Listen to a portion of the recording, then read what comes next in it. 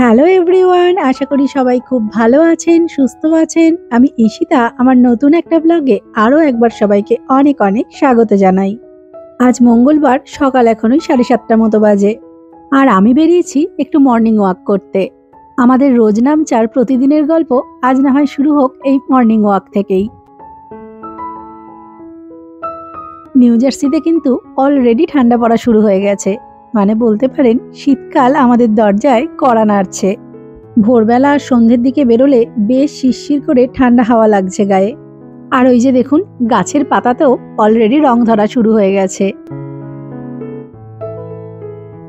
আর মাত্র কয়েকদিনের অপেক্ষা জানেন, তারপরে এই সবুজ গাছগুলো প্রথমে হলুদ আর তারপর লাল সুন্দর পাতায় সেজে উঠবে।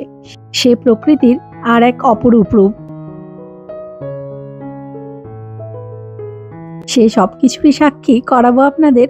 তবে চলুন, বেলা আস্তে আস্তে বাড়ছে, আমাকে ওইদিকে মর্নিং ওয়াক সেরে বাড়ি ফিরতে হবে, গিয়ে ব্রেকফাস্ট বানাতে হবে, আর তারপরে আবার দুপুরের রান্নাও আছে অল্প স্বল্প। আচ্ছা দেখুন তো, এই গাছটাকে চিনতে পারেন কিনা? আমার তো মনে হয় এটা আমাদের দেশের নয়নতারা ফুল। বুঝতে পারি না, জানি না এই দেশে অন্য কোনো নাম আছে কিনা, তবে দেখে আমাদের দেশের নয়নতারার কথাই মনে পড়ে। দেখুন, একদম ঠিক সেরকমই না?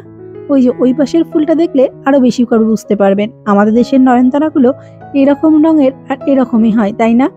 কেউ যদি এই ফুলগুলোর নাম জেনে থাকেন তাহলে আমাকে প্লিজ কমেন্ট বক্সে অবশ্যই জানাবেন।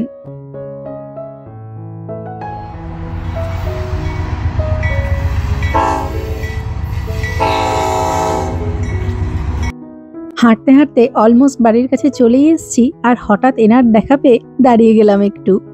আমাদের অ্যাপার্টমেন্টের ঠিক পিছন দিকে এই ট্রেন লাইনটা জানেন, তবে সবসময় দেখি এই লাইন দিয়ে শুধু মালগাড়িই চলে, প্যাসেঞ্জার ট্রেন কখনো যেতে দেখিনি, তার জন্য আবার অন্য লাইন।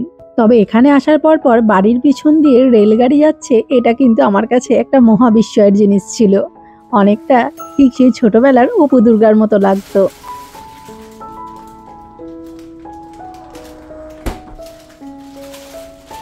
যাই হোক, বাড়ি চলে এসেছি। এদিকে ব্রেকফাস্ট করে নিয়ে ঢুকে পড়েছি রান্নাঘরে লাঞ্চের জোগাড় করব বলে। আজকে বললাম না, লাঞ্চ বানানোর খুব একটা চাপ নেই, অল্প কিছু রান্না আছে। আসলে আজকে তো গণেশ চতুর্থী, আর প্রতি বছর রিয়া কৃষ্ণেন্দু ওদের বাড়িতে গণেশ চতুর্থীর পুজো করে। আজকে সন্ধেবেলা সেই পুজোরই নিমন্ত্রণ আছে, আর তাই দুপুরের লাঞ্চটা অল্প স্বল্প কিছু বানাবো, রাত্রে তো ওই বাড়ি নিমন্ত্রণ। আর তাই ফ্রিজে কিছুটা কুমড়ো শাক ছিল, ওটাই বার করে ফেললাম। অন্যদিন এত কিছু রান্নার থাকে যে এই কুমড়ো শাক টাকগুলো কেটে বেছে রান্না করার টাইম পাই না। আগের দিন ইন্ডিয়ান স্টোর থেকে নিয়ে এসেছিলাম, 2-3 দিন হয়েও গেছে, তুই ভাবলাম কুমড়ো শাকটাই করে ফেলি। শাকটা যেদিন প্রথম এনেছিলাম এত তাজা ছিল জানেন, সেদিনই সদ্য বোধহয় গাছ থেকে পেরেছে, কিন্তু 2-3 দিন আমার বাড়িতে রয়েছে, একটু শুকিয়ে গেছে। তবে আনার পর মা বলেছিল একটা পলিথিনে ভালো করে ঢেকে মুড়ে রেখে দে, তাহলে অনেকটা ঠিক থাকবে। দেখছি সত্যিই তাই, শাকটা 2-3 দিন হলো অনেকটাই কিন্তু তাজা রয়েছে। যাই হোক, চলুন একে ছাড়িয়ে ভালো করে বেছে ধুয়ে তারপর সেদ্ধ করে নেব, আর তারপর কিভাবে এই শাকটাকে রান্না করলাম সেই রেসিপি নিয়ে আবার ফিরে আসছি আপনাদের কাছে।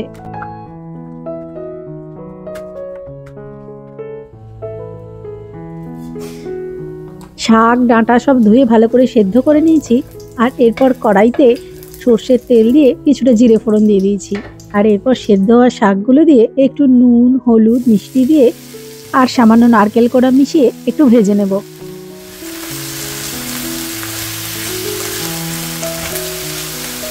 এই সমস্ত শাক পাতি খেতে বরাবরই আমার খুব ভালো লাগে জানেন, কিন্তু একে কেটে ছাড়িয়ে রান্না করা এদেশে এসেই শিখেছি। আসলে দেশে থাকতে তো হেল্প করার জন্য প্রচুর লোকজন, তাই শাক আনলেও কোনোদিন সেই শাক বাছা বা কাটা সেজন্য আমাকে ভাবতে হয়নি, কেউ না কেউ করেই দিয়েছে। কিন্তু এদেশে এসে সে সুযোগ তো আর নেই, তাই কাড়ে পড়ে শাক বাছার থেকে মাছ কাটা সবই শিখে নিতে হয়েছে নিজেকে। চলুন, ওদিকে ভাতটা হয়ে গেছে, নামিয়ে নিই, আর তারপর শাক ভাজাটায় আর একটু নারকেল কোড়া দিয়ে আরও কিছুটা ভেজে নেব, তাহলেই রেডি হয়ে যাবে। বিদেশে সব কাজকর্ম নিজেকে করে নিতে হলেও এরকম কিছু কিছু সুবিধে কিন্তু এখানে পাওয়াই যায়। যেমন এই দেখুন, শ্রেডেড কোকোনাটটা নারকেল কুড়ে একদম ফ্রোজেন করা থাকে, আর রান্নার কিছুক্ষণ আগে বাইরে বার করে বরফটা গলিয়ে নিয়ে ডাইরেক্ট রান্নায় ইউজ করা যায়। ব্যাস, শাক মোটামুটি রেডি। এবার টেস্টে ব্যালেন্স আনার জন্য একটু চিনি দিয়ে দেব। কি হয়েছে, তুমি রান্না করবে? ওকে, করো, সাবধান কিন্তু। হ্যাঁ বাবা, হেভি রান্না হচ্ছে আজকে। রান্নাটা কিন্তু ফাটাফাটি হবে, জানিস তো? কেন বলতো? ওই যে তুই একটু নেড়ে দিলি রান্নাটা, একটু মুখটা দেখা, ওইটা কিরকম করে দেখেছি, ভালো করে হেসে হেসে দেখা। খুব খুশি রান্না করতে পেরে। ব্যাস, আমার রান্নায় স্পেশাল টাচ কিন্তু পড়ে গেছে। যাই হোক, এদিকে আমার রান্না শেষ। সব শেষে গ্যাস বন্ধ করে অল্প একটু সর্ষের তেল ছড়িয়ে নামিয়ে নেব এবার শাকটা। আজকে দুপুরের মেনুতে ভাতের সাথে এই শাক ভাজা তো আছেই, আর তার সাথে কালকে আলু পটল চিংড়ি করে রেখেছি সেটাও রয়েছে। ওই দিয়ে দুপুরের খাওয়াটা চটপট সেরে নিই। আপনাদের সাথে দেখা হচ্ছে আবার সন্ধেবেলা রিয়াদের বাড়ি যাওয়ার সময়। এখন ওই সন্ধ্যে 7:30 মতো বাজে, আর আমরা কিন্তু সবাই রেডি হয়ে গেছি গণেশ পুজোয় যাব বলে। আর দেখুন না, আজকে ঠাকুরের জন্য কিন্তু কোনো মিষ্টি বা লাড্ডু নিইনি, আজকে নিয়েছি কিছু নোনতা স্ন্যাক। আসলে সবাই দেখি প্রতি বছর এত লাড্ডু আর মিষ্টি নিয়ে আসে গণেশের জন্য, তো আমি ভাবলাম গণেশের তো এত মিষ্টি খেয়ে গা পাকিয়ে যাবে, তাই একটু স্ন্যাকই নিই। আর নিয়েছি একটু ব্ল্যাকবেরি। চলুন, আমরা তো সবাই মোটামুটি রেডি, এবার যাওয়া যাক।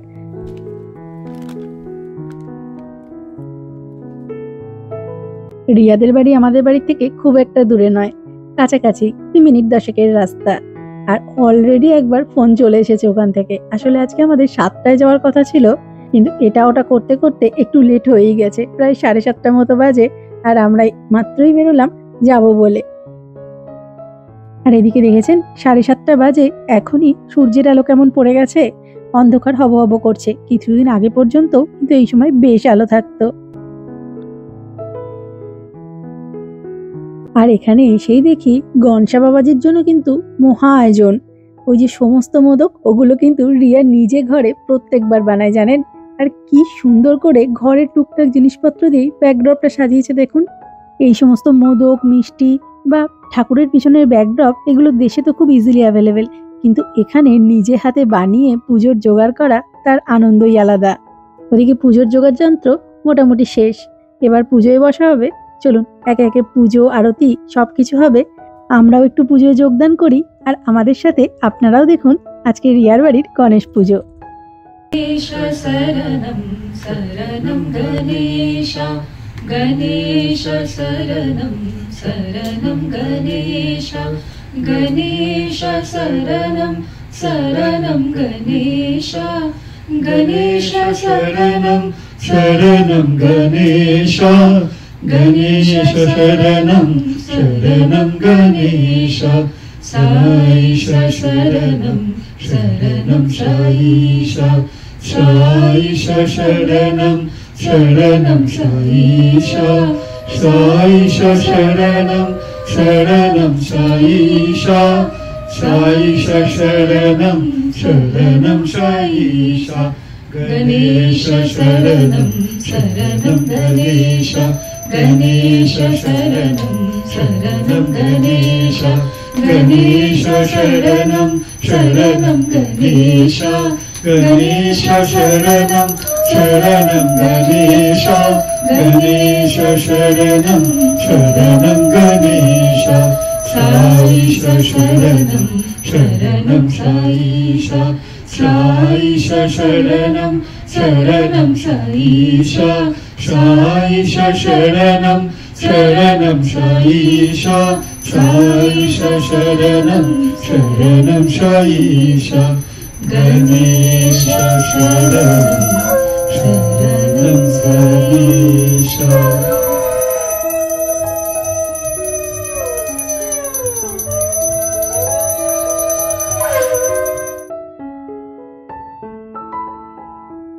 পুজো শেষ, আর এবার তো প্রসাদ খাওয়ার পালা। আর প্রসাদের সাথে সাথে আবার রাত্রে ডিনারেরও কত কিছু আয়োজন করেছে, পোলাও, আলুর দম, পনির, নানান রকম। সেসব তো খাবো, তবে আমরা আবদার করেছি প্রসাদ খেতে খেতে কাকুর আর রিয়ার গলার গান শুনবো। আর এই প্রসাদ খাওয়ার গান শোনার মধ্যে দিয়েই আজকের ব্লগটা এখানেই শেষ করছি। খুব তাড়াতাড়ি ফিরে আসবো নতুন একটা ভিডিও নিয়ে। ততক্ষণ সবাই ভালো থাকবেন, সুস্থ থাকবেন। দেখা হবে খুব তাড়াতাড়ি। তবে আপনারা যাবেন না, গানটা শুনে আর প্রসাদ খেয়ে তারপরেই যান। করুণা ওগো আনন্দময়ী তুমি মা, মাগো নিরানন্দ করুণা। ওগো মা ওগো আনন্দময়ী তুমি মা, মাগো নিরানন্দ করুণা।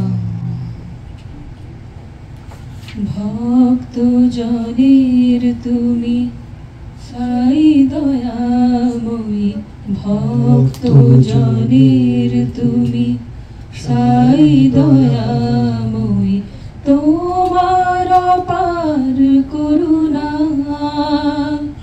মাগো তোমার অপার করুণা। তুমি ভক্ত গণের সাধনা, তুমি ভক্ত গণের সাধনা, মাগো নিরানন্দ করুণা,